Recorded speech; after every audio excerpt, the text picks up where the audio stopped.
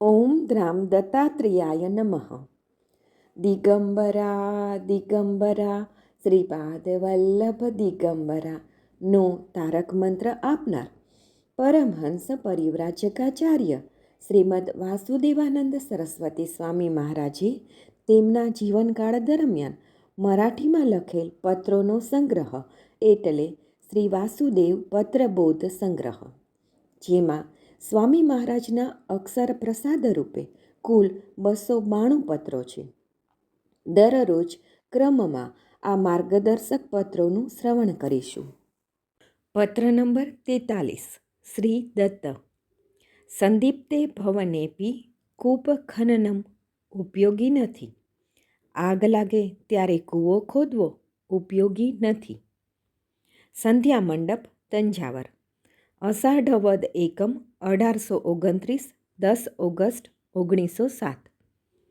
શ્રીમદ પરમહંસ પરિવ્રાજક સ્વીય વર્ગ પૂજારી આશ્રિત નરસોબાવાળીને નારાયણ. તમારા તરફથી તાર ટેલિગ્રામ મળતા જ શ્રી ગુરુની પ્રાર્થના કરી. બીજા દિવસે જવાબ મળ્યો કે નિયમ પ્રમાણે સાત્વિક આચરણ થતું નથી, આથી પ્લેગ ફેલાશે. કરગરીને ફરી પ્રાર્થના કરતા જવાબ મળ્યો કે આગ લાગે ત્યારે કૂવો ખોદવાથી શું વળે? એક વખત દંડ અવશ્ય ફેરવવો. ફરી કૃપા પ્રસાદ માટે પ્રાર્થના ચાલુ છે. ભજન કરો એમ સૂચન થયું. ભજન વડે પ્લેગ આવશે નહીં તેમ નથી, પરંતુ તમારા પૂર્વજોએ જેમ આજ્ઞાનું પાલન કરી કૃપા પ્રસાદ પ્રાપ્ત કર્યો તેમ અભિપ્રાય છે.